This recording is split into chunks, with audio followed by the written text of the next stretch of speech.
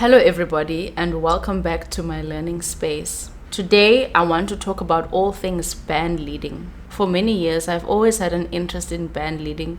Since I was a beginner in my first year, I've always wanted to initiate bands, create bands, and play because I had a lot of music that I wanted to play. But over the past 6 or 7 years, I can say that there is a lot that I've learned about band leading. And not just band leading, just working with people, different spaces and venues. And I really would like to impart some knowledge and some experience where I can. I've listed down 4 main things that I think are going to be quite important when you're considering leading a band. The first thing is comfort or comfortability. The second thing is cost effective. Third thing is productive. Fourth point is fulfillment. So these are the headings that I'm going to delve deeper into, and I'm going to go through the whole process of band leading, from when you are asking people to play with you, coordinating a rehearsal, as well as playing at the rehearsal, under these 4 points. Firstly, comfortability. This is not talked about, but it is so important. It is so important to play with people that you gel with. It's important to play with people whom you can chill with and on a social level. Generally, this tends to be people who have the same interest as you or similar interests as you, but even people who don't, who are just people that you enjoy playing with. In my experience, there's nothing worse than playing with someone that you don't gel with or where there's a weird vibe. I mean, I don't even know why there would be a weird vibe, but sometimes you get people who are closed off or not really accessible and don't want to be accessible, and maybe that may not be something that makes you comfortable. So there are generally people who have attitude problems. It's a real thing. I have dealt with that, and you wouldn't want to play with those kinds of people on the bandstand, because I've had experiences where I would be on the bandstand and in my mind I'm like, what is this guy possibly thinking of me? And then it's like, you already know that this person has a weird attitude toward you, and it's just like, stress level. So I guess a lot of people would say it's not about the personality, but the truth is we have chosen a career that deals with personal situations and we get to know each other. That's just the nature of the art that we do. These kinds of things you cannot avoid. So me, I like to choose the people, particularly who I'm going to play with, because it makes such a difference when you play together on the bandstand. Another thing about comfortability is that band leading is a situation where you are trying to get everyone on the same page. You're trying to get everyone to understand your vision, if that makes sense. Even when we're dealing with songs, you want to get people on the same page of the approach that you're taking on the song, just the overall energy of the space that you are creating. You want to get everyone on board.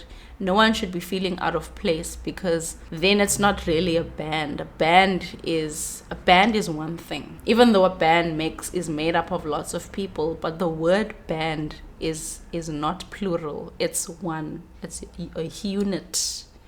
Now, getting into rehearsals and rehearsal space, a way to get this comfortability that I'm talking about is to not only chat about the music during the rehearsal, but to also talk about things that are not pertaining to music, that shows your band members your human side. They don't just want to know you as Tembi, the pianist who booked me, but they want to know you as a person, so they can know how to approach you. So they can know how to approach you, and somehow knowing you will also know how they would interpret the music or the kind of style that you're into. This could be something like, yo guys, the song, the first time I played the song, yeah, I felt it so heavy because I was in my first year and I didn't know what I was doing. So halfway through the solo, I just messed up. I really messed up. The second point is cost effective. When you are coordinating a rehearsal, you want to make sure that your rehearsal is as cost effective as possible. Not only for you, but for your band members as well. So you want to get a space that is central to everyone. You don't want to get a rehearsal space all the way in Stellenbosch because your auntie is offering it for free and everyone lives in Cape Town. There's kind of like, Also get a space that has backline if you can. speaking for all pianists, you know how it is. It's a lot just bringing a big keyboard. If you wanna ask me to bring an amp as well, I'm just gonna be like, it's a lot. So I'm speaking on behalf of all the pianists. Try to avoid asking pianists to bring amps and things like that. It's ew. This side I'm ordering Ubers. Other side I'm trying to pack amps and keyboards, and Uber drivers like, I'm outside. I'm like, fam, wait. Please try to get a place with backline. When it comes to coordinating a rehearsal, nowadays we all just use WhatsApp groups, and I think that is the best way to do it. Ask people if you can add them into a group after you've asked them if they are available and are keen to play with you. Add them in a group. Send a nice message saying, yo guys, are you available to rehearse with me on a certain time? And people will say, hey, I'm not available on this day, but this day might be better. So that's a good way to coordinate, because you've got everyone in one space online. Also, offering lifts to people can be something that can also make it cost effective, because you have to think about the fact that your band members have to get to your rehearsal, and they also have to go home from your rehearsal. So that is money spent. And having played at different kinds of spaces, I've learned that rehearsals are actually payable. We should actually be getting paid for rehearsals, but I think for most of us young people, we're mainly playing with our peers at the moment, so we never really pay each other for rehearsals. So the least you could do is offer someone a lift, even if it's just a lift to get back or a lift to get to the rehearsal. Try to make it as cost effective for band members as possible. The third point was productivity or productiveness. As fun as a rehearsal can be, we have to be productive. We have to get things going.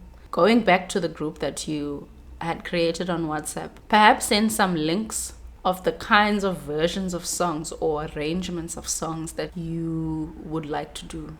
Let's say, for instance, you're doing a song like Days of Wine and Roses, and you have a particular version that you like. Post a link of that in the group and tell the people, hey, there's a 2-feel in there that so-and-so does that I would really like for us to try over this ballad. Or there's a certain groove that so-and-so does, or an arrangement with these hits that I would like to incorporate into the version that we are going to be doing. This also just gives your band members an opportunity to really get the feel of the kind of interpretation you want to achieve for the song. If you've got charts, forward the charts in time. I think in the jazz space we don't have charts most of the time, but if it's an arrangement, a particular arrangement, charts are always good. But listening links for me personally are always the best. During your rehearsal, you should leave room for interpretation of the music. Even if you want to do it a particular way, you have to understand that people are coming from different musical thoughts and theories. Even though they get what you're saying, they are going to interpret it a certain way.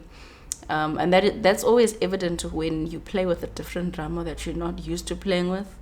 The interpretation always sort of changes the sound, because drummers are such a strong part of the band. But yeah, leave room for interpretation and never expect something to sound the same all the time. But at the same time, it should stay true to what you had envisioned. Now the fourth point is fulfillment or feeling content. Now I'm going to take you to the gig setting.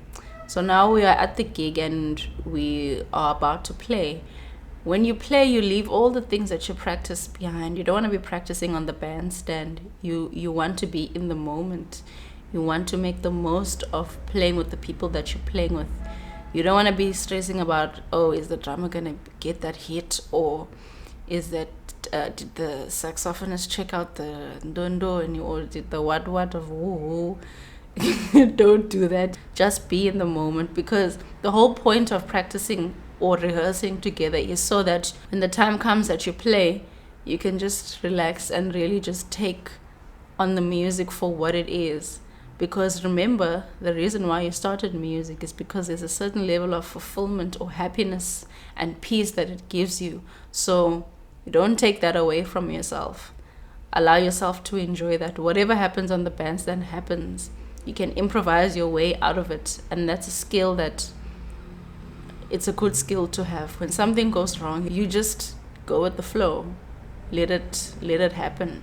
So these are my tips, and the reason why I gave these tips is because the reason why particularly comfortability was my first point is because when you call people again for a gig, they're going to remember that experience.